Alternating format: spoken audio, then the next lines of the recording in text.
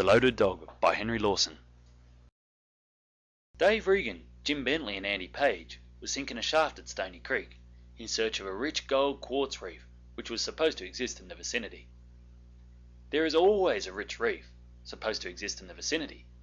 The only questions are whether it is 10 feet or hundreds beneath the surface, and in which direction. They had struck some pretty solid rock, also water, which kept them bailing. They use the old-fashioned blasting powder and time fuse. They make a sausage or cartridge of blasting powder in a skin of strong calico or canvas. The mouth sewn and bound round the end of the fuse. They dip the cartridge in melted tallow to make it watertight. Get the drill hole as dry as possible. Drop in the cartridge with some dry dust and wad and ram with stiff clay and broken brick. Then they'd light the fuse and get out of the hole and wait. The result was usually an ugly pothole in the bottom of the shaft and half a barrow load of broken rock. There was plenty of fish in the creek, freshwater bream, cod, catfish and tailors. The party were fond of fish, and Andy and Dave of fishing. Andy would fish for 3 hours at a stretch if encouraged by a nibble or a bite, now and then, say once in 20 minutes. The butcher was always willing to give meat in exchange for fish when they caught more than they could eat, but now it was winter and the fish wouldn't bite. However, the creek was low, just a chain of muddy water holes, from the hole with a few buckets full in it to a sizable pool with an average depth of 6 or 7 feet, and they could get fish by bailing out of the smaller holes or muddying up the water in the larger ones till the fish rose to the surface. There was the catfish, with spikes growing out the sides of its head, and if you got pricked you'd know it, as Dave said.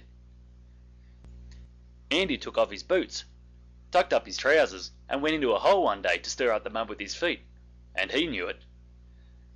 Dave scooped one out with his hand and got pricked, and he knew it too. His arm swelled, and the pain throbbed up into his shoulder, and down into his stomach too, he said, like a toothache he had once, and kept him awake for 2 nights. Only the toothache pain had a bird edge, Dave said. Dave got an idea. Why not blow the fish up in the big waterhole with a cartridge, he said. I'll try it. He thought the thing out, and Andy Page worked it out. Andy usually put Dave's theories into practice if they were practicable, or bore the blame for the failure and the chafing of his mates if they weren't. He made a cartridge about 3 times the size of those they used in the rock. Jim Bentley said it was big enough to blow the bottom out of the river. The inner skin was of stout calico. Andy stuck the end of a 6-foot piece of fuse well down in the powder and bound the mouth of the bag firmly to it with whipcord. The idea was to sink the cartridge in the water with the open end of the fuse attached to a float on the surface, ready for lighting. Andy dipped the cartridge in melted beeswax to make it watertight. We'll have to leave it some time before we light it, said Dave, to give the fish time to get over their scare when we put it in and come nosing round again, so we'll want it well watertight. Round the cartridge, Andy, at Dave's suggestion, bound a strip of sail canvas that they use for making water bags to increase the force of the explosion, and round that he pasted layers of stiff brown paper on the plan of the sort of fireworks we call gun crackers. He let the paper dry in the sun. Then he sewed a covering of 2 thicknesses of canvas over it and bound the thing from end to end with stout fishing line. Dave's schemes were elaborate, and he often worked his inventions out to nothing. The cartridge was rigid and solid enough now, a formidable bomb, but Andy and Dave wanted to be sure. Andy sewed on another layer of canvas, dipped the cartridge in melted tallow, twisted a length of fencing wire around it as an afterthought, dipped it in tallow again, and stood it carefully against a tent peg, where he'd know where to find it, and wound the fuse loosely around it. Then he went to the campfire to try some potatoes which were boiling in their jackets in a billy, and to see about frying some chops for dinner. Dave and Jim were at work in the claim that morning.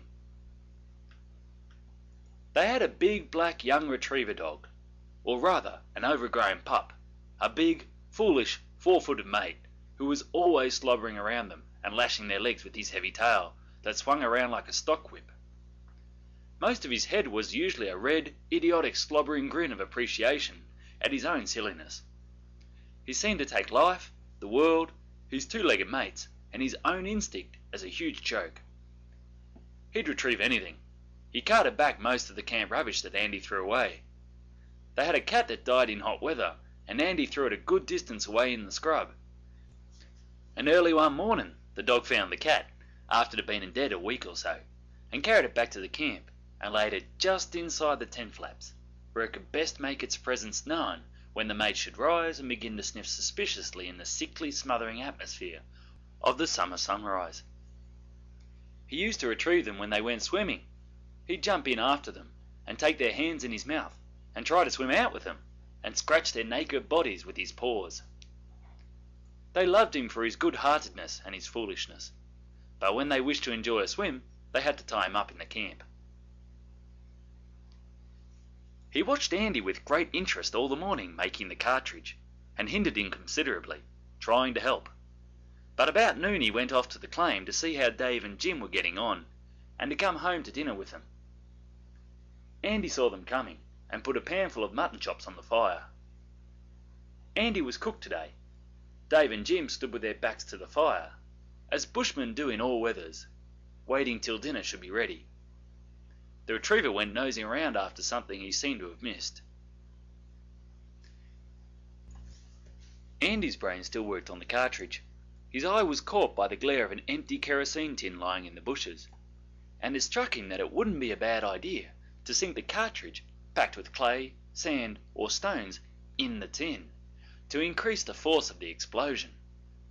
He may have been all out, from a scientific point of view, but the notion looked all right to him.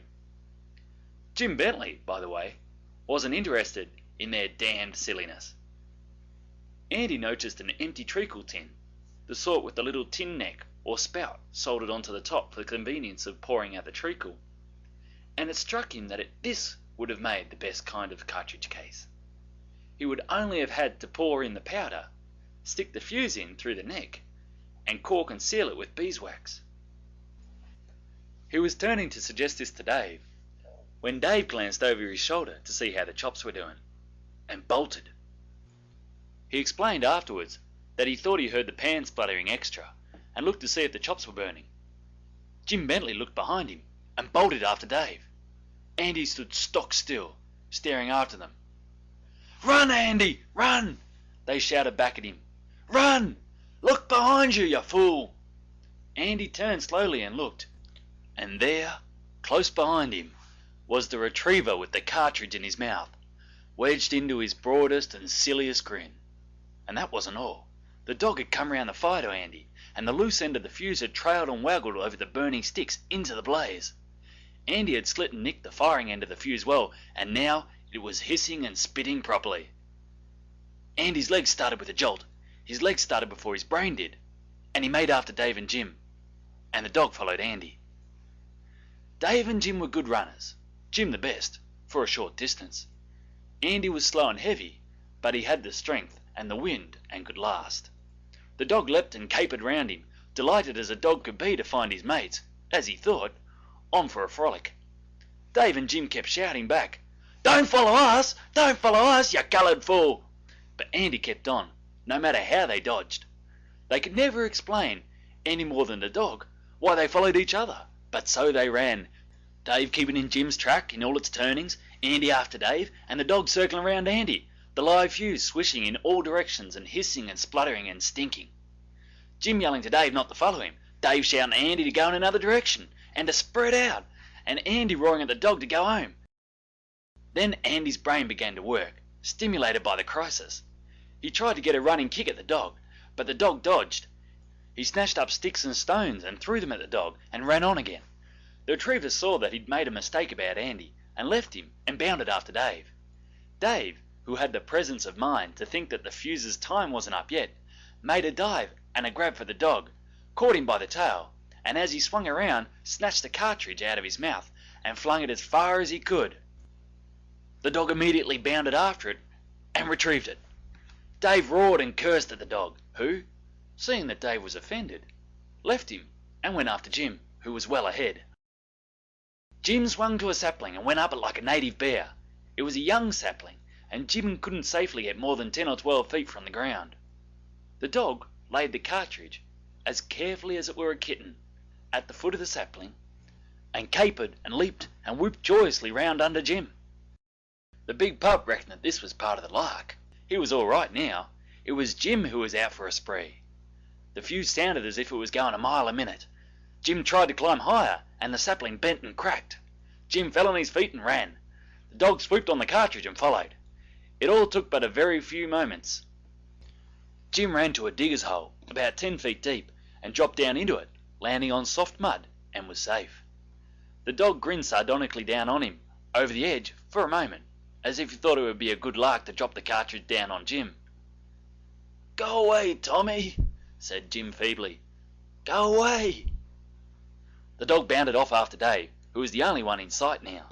Andy had dropped behind a log, where he lay flat on his face, having suddenly remembered a picture of the Russo-Turkish War, with a circle of Turks laying flat on their faces, as if they were ashamed, round a newly arrived shell.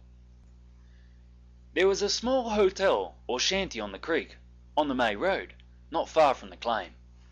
Dave was desperate.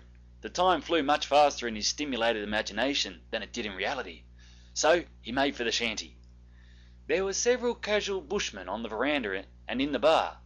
Dave rushed into the bar, banging the door behind him. "My dog!" he gasped, in reply to the astonished stare of the publican. "The blanky retriever! He's got a live cartridge in his mouth!" The retriever, finding the front door shut against him, had bounded round and in by the back way, and now stood smiling in the doorway leading from the passage, the cartridge still in his mouth and the fuse spluttering. They burst out of that bar. Tommy bounded first after one and then after the other, for, being a young dog, he tried to make friends with everybody. The bushmen ran round corners and some shut themselves in the stable. There was a new weatherboard and corrugated iron kitchen and wash-house on piles in the backyard, with some women washing clothes inside. Dave and the publican bundled in there and shut the door, the publican cursing Dave and calling him a crimson fool, in hurried tones, and wanting to know what the hell we came here for.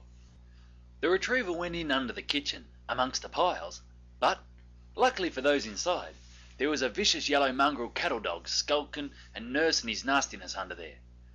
A sneaking, fighting, thieving canine, whom neighbours had tried for years to shoot or poison.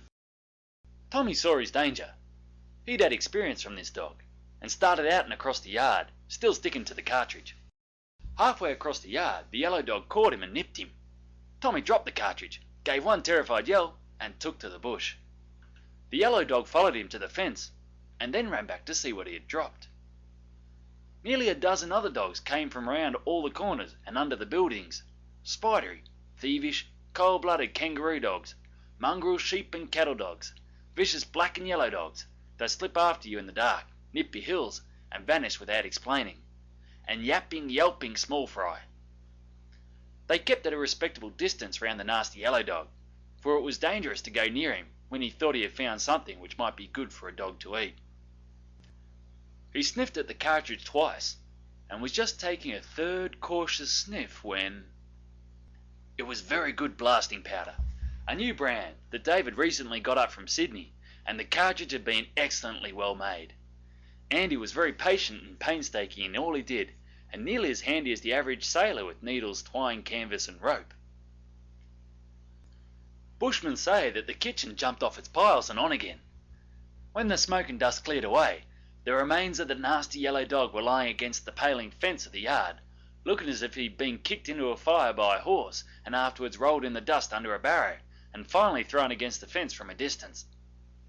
Several saddle horses, which had been hanging up round the veranda, were galloping wildly down the road in clouds of dust, with broken bridle reins flying, and from a circle round the outskirts, from every point of the compass in the scrub, came the yelping of dogs. 2 of them went home, to the place where they were born, 30 miles away, and reached it the same night and stayed there. It was not until towards evening that the rest came back cautiously to make inquiries. One was trying to walk on 2 legs, and most of them looked more or less singed, and a little singed stumpy-tailed dog, who had been in the habit of hopping the back half of him along on one leg, had reason to be glad that he saved up the other leg all those years, for he needed it now. There was one old one-eyed cattle dog round that shanty for years afterwards, who couldn't stand the smell of a gun being cleaned. It was he who had taken an interest, only second to that of the yellow dog, in the cartridge. Bushmen said that it was amusing to slip up on his blind side and stick a dirty ramrod under his nose.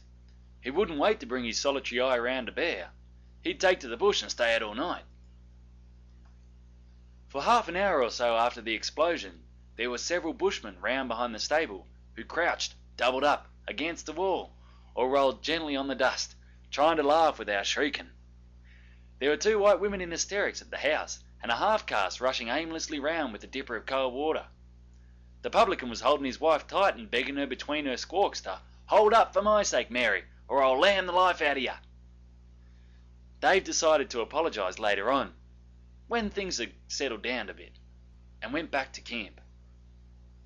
And the dog that had done it all, Tommy, the great idiotic mongrel retriever, came slobbering round Dave and lashing his legs with his tail, and trotted home after him, smiling his broadest, longest and reddest smile of amiability, and apparently satisfied for one afternoon with the fun he'd had.